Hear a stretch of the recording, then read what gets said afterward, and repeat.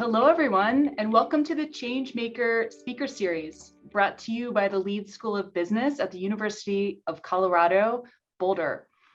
My name is Kathryn Wendell, and I am the Executive Director of the Center for Ethics and Social Responsibility at Leeds.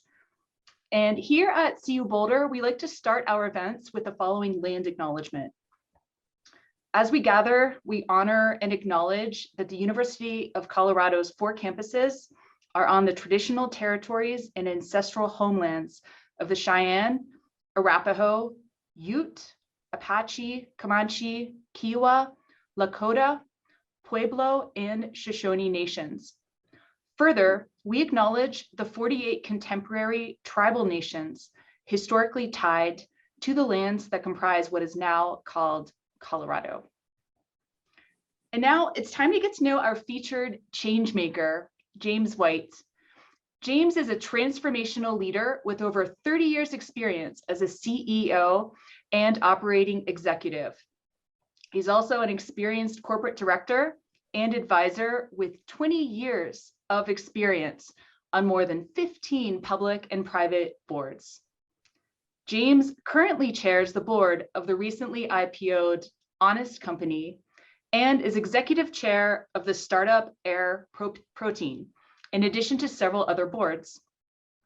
Previously, James was chair, president, and CEO of Jamba Juice, where he led the successful turnaround and transformation of the company from a made-to-order smoothie shop to a global healthy lifestyle brand. In addition, James has held senior executive positions at Safeway, Gillette, and Nestle Purina Pet Care. And he's been featured widely in the media, from the Wall Street Journal to Shark Tank. James, it's truly an honor to have you with us today. Welcome. Kathryn, I'm thrilled to be on with you today. Fantastic. Well, before we launch into the conversation, I'd like to acknowledge 2 things up front that were inspired by what I heard James say on a podcast sponsored by Charity Miles. First, I want to acknowledge that I've had a very privileged upbringing, and I'm very grateful for it. I grew up in Pittsburgh, Pennsylvania, and I was part of an upper middle class family, and I had incredible opportunities to travel around the world, to study, and to choose my own path. I understand that acknowledging privilege up front is something that you encourage, James, and so I wanted to do that. And I also want to acknowledge that this is my first public conversation on the topic of race.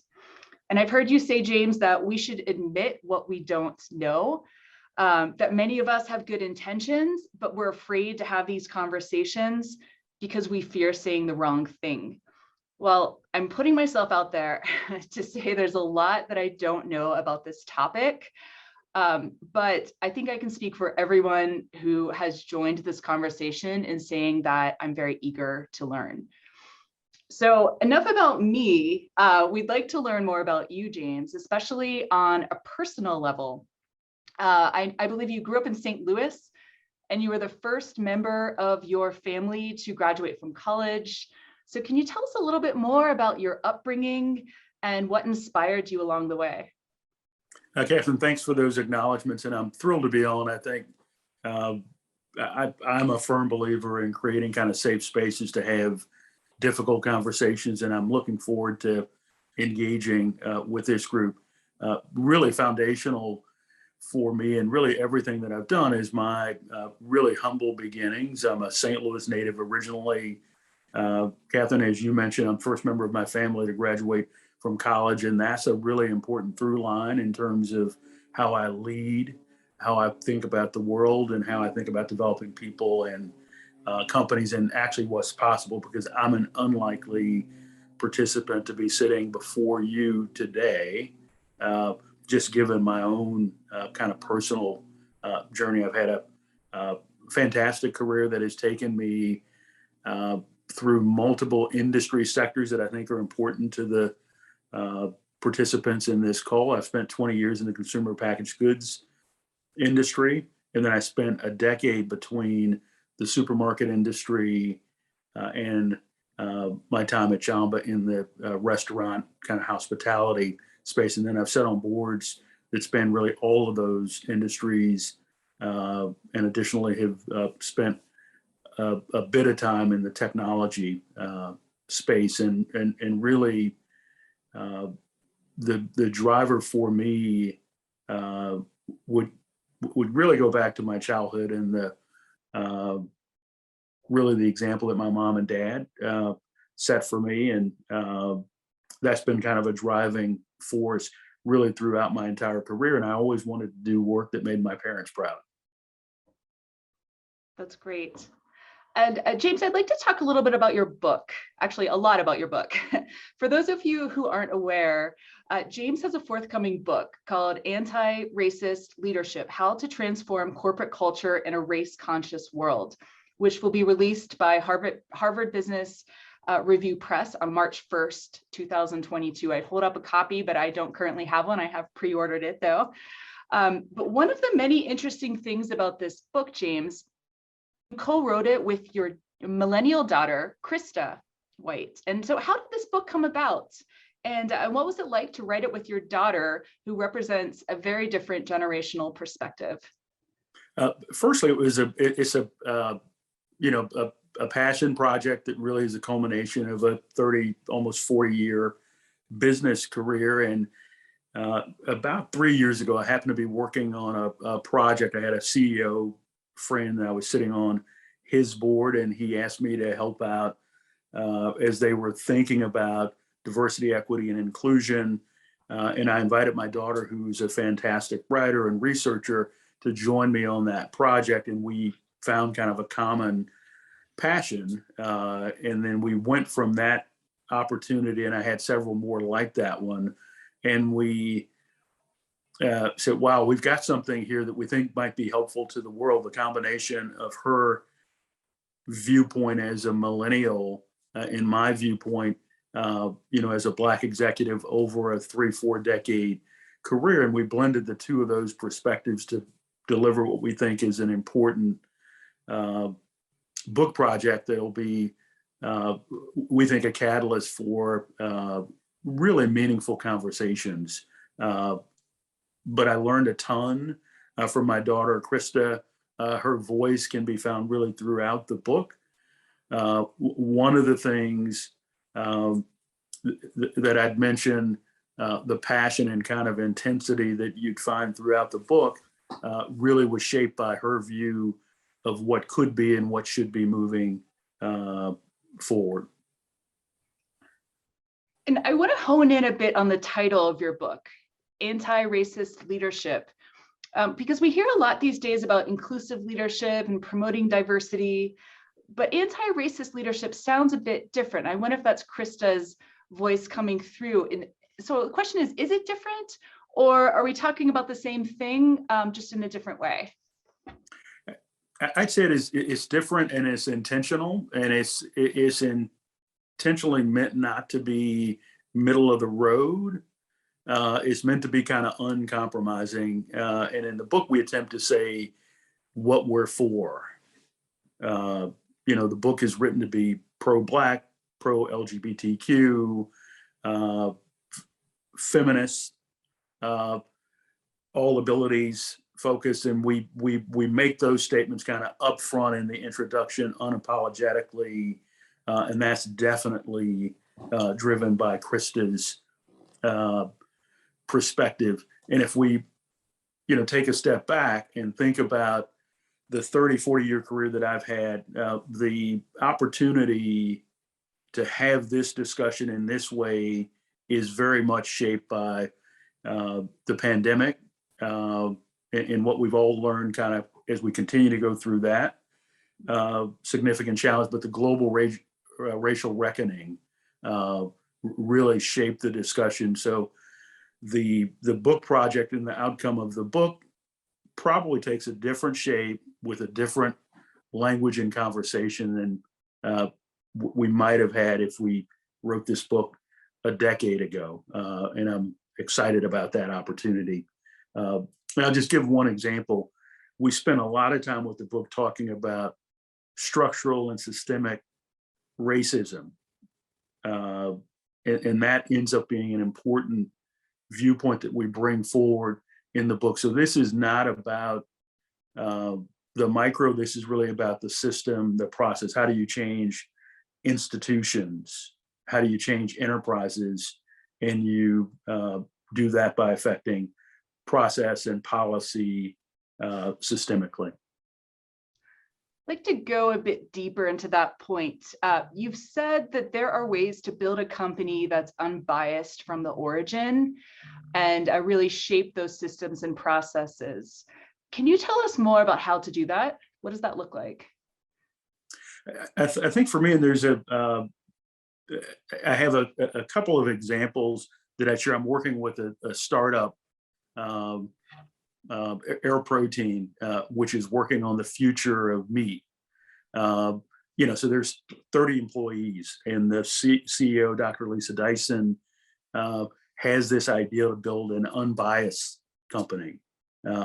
So everything that she's working on, kind of structurally, from her supply base to hiring to process to the equity of our pay base, that's a filter for every single thing she's doing as a leader. She's got a board that is diverse. I'm executive chair of that board, so I'm getting a chance to watch this kind of with a firsthand view. She's an African-American woman, PhD from MIT, and she literally is working to transform the future of meat and food as a Black entrepreneur, which is actually quite rare. And as she's built the leadership team, person by person, there's a filter that everybody goes through as she's building the company forward. So she's building a company with those principles.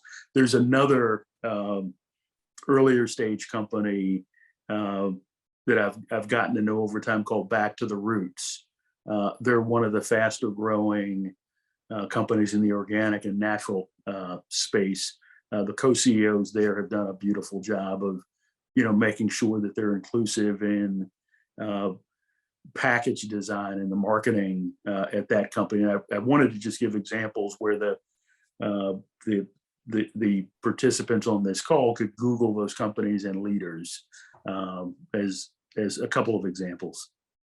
Fantastic. And who's your book targeted at and why? The book is really focused on the next generation of leaders, and what I believe is unique about the book is really a couple things. There are not many CEOs and current board members that are having this conversation that have the lived experience that I have, both as a Black executive, my 30, 40-year experience, but I've actually run a public company. I chair and sit on public company and private company boards. So I grapple with the issue and issues in a way that brings an operator's viewpoint, somebody who's led thousands of organizations with thousands of people who are set in boardrooms that operate at a very significant scale from a policy construction perspective. So I try to bring that perspective to the readers. But this is really about the next generation of leaders. I hope everybody on this call will pre-order Anti-Racist Leadership. We're quite proud of the work, and we hope the work will be a catalyst for the kind of discussions that we're having today and make it easy for leaders to see various examples of companies that allow you to move into this conversation. Great. And you shared some examples of Air Protein and other startups and how they're doing this from the beginning. Can you share some best practice from companies that are already quite established, and how are they driving change? Really, there's a couple points that I'd make. Kind of my premise in the book is that the CEO, she's got to be involved with this work, and there's a couple reasons why. DEI work is really all about values and culture, and you can't delegate culture. So that's a point that I would underscore. So any organization that is serious about this work the leader has to be involved in some way. You can't outsource it. You can't delegate it to a chief diversity officer. The leader has to have her thumbprint on the work. A couple really good examples, Target stores that everybody knows, the CEO, Brian Cornell, who I think I've worked with, and I think Brian is a fantastic leader and has done a really, phenomenal job of, meeting this issue head on, both, from a historical perspective, but also in acknowledging the places where there is work yet to be done at Target. And again, I share this example, we shared it in the book, because it's something everybody on this call can Google and, see where the strengths are at a Target stores. And one of the things that Brian has talked about publicly in the media is places where they've fallen down in terms of, having sufficient Black representation, and they've laid out strategies to kind of remedy, some of those opportunities. Great. Yes. And while I agree that's important to set the culture at the top, I've read some remarks that you've made about how hiring based on cultural fit may not be best practice. It may not be a good idea. And it's interesting because when I reflect back on every organization where I've worked, cultural fit was always one of the criteria that we hired on. And so can you tell us a little bit more about your perspective on the whole cultural fit piece in hiring? Yeah, one of the thoughts is we think about talking about culture fits, that's a clear way to exclude people, in my opinion. So for me, I'm always looking for people that are additive to my culture. So one of the questions that I always ask is, how will you add value to our culture and strengthen our culture and make the culture, more innovative, more creative? And I think if we can flip that idea around, you actually create space for more people from different backgrounds to participate in your company. Great. I have one more question on culture. If there's one thing I learned in college as a cultural anthropology major, it's that we should let people self-identify rather than prescribe labels to them. And so currently we have a lot of terms like BIPOC, Black, African-American, people of color. There are a lot of labels, there's a lot of confusion out there. And I'm just wondering, what do you think about all of this, and what is appropriate to say and what is not appropriate to say?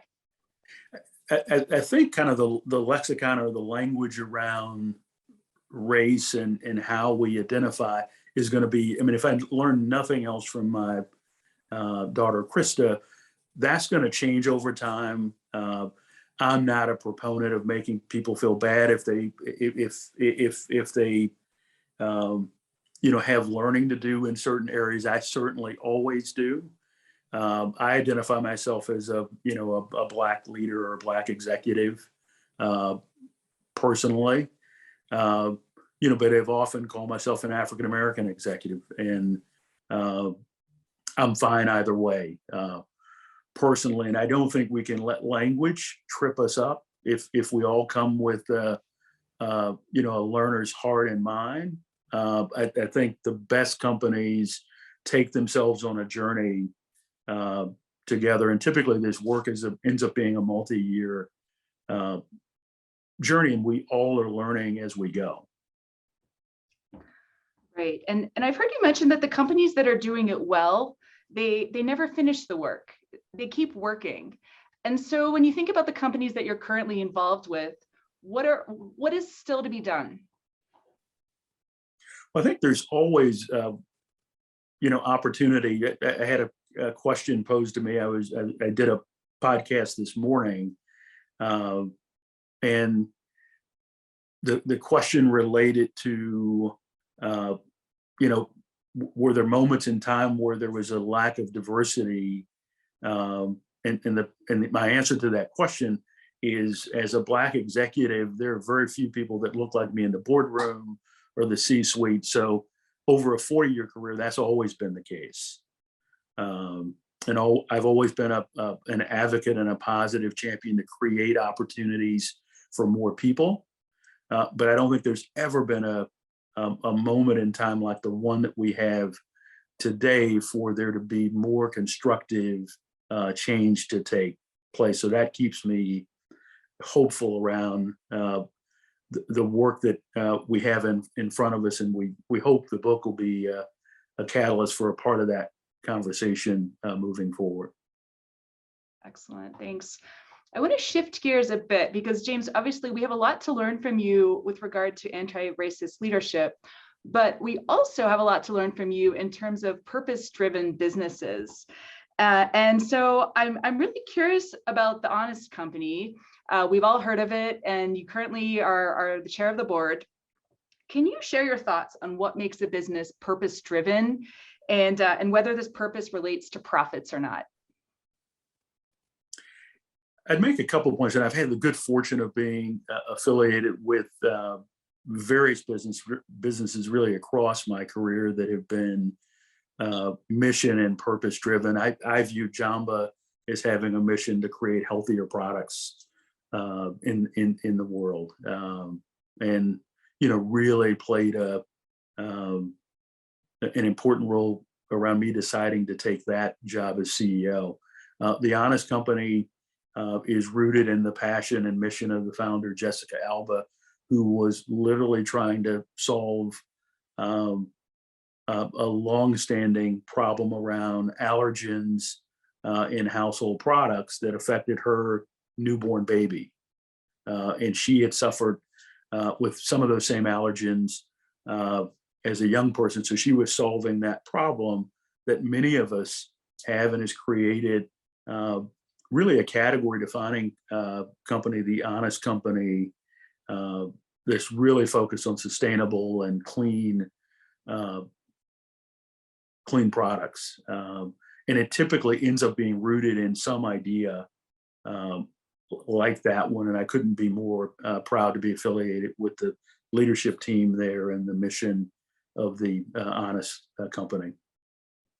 And as a leader of a company like that, how do you balance delivering on the purpose and the mission and also delivering shareholder profits?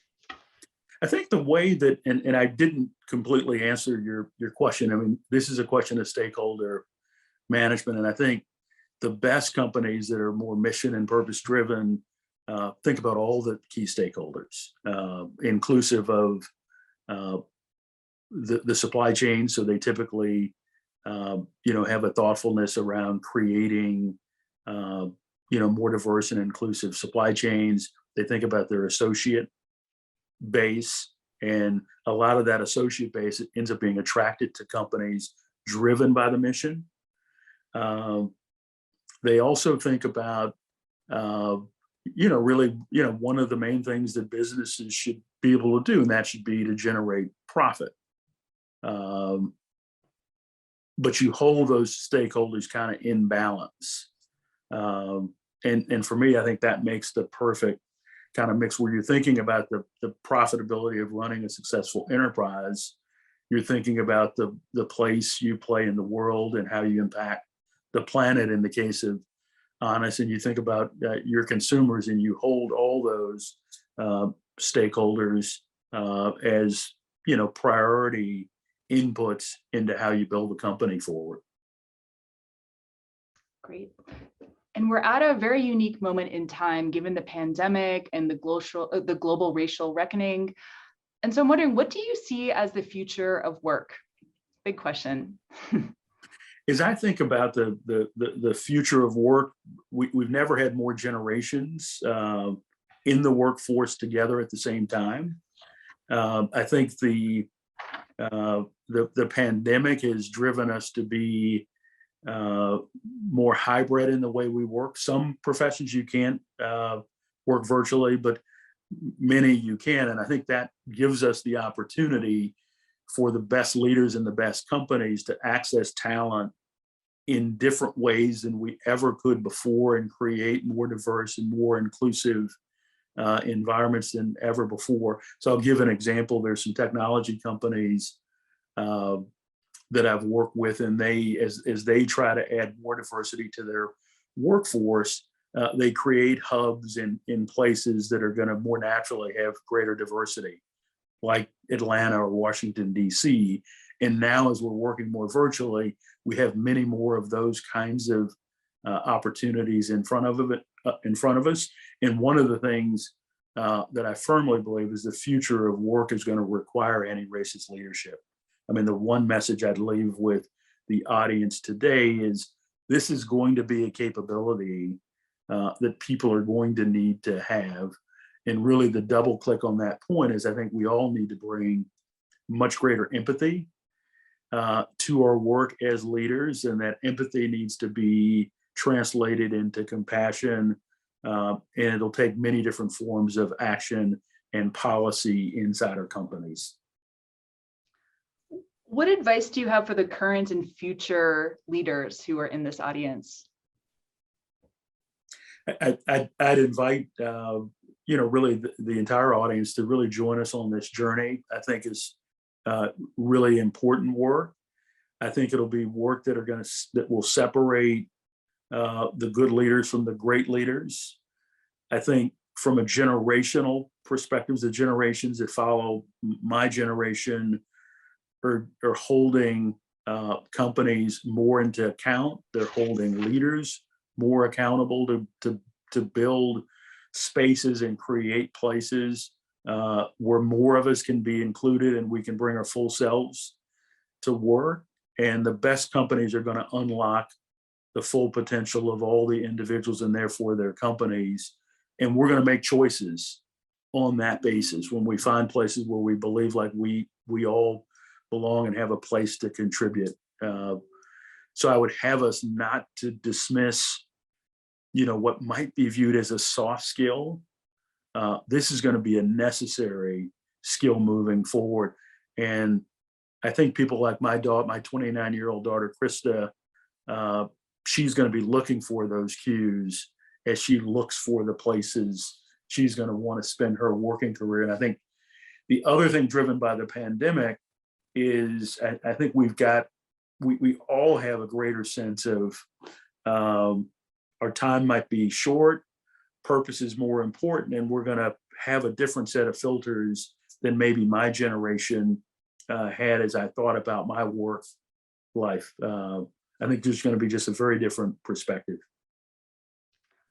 I have one last question before we transition to Q&A, and that is, where can we find your book, Anti-Racist Leadership?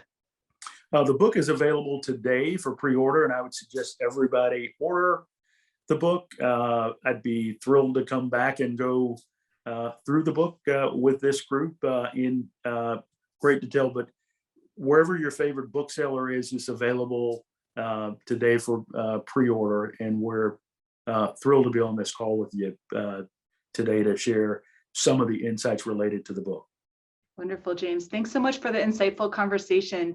It's been a privilege to talk to you about your book, your accomplishments, and your purposeful leadership moving forward. So thanks.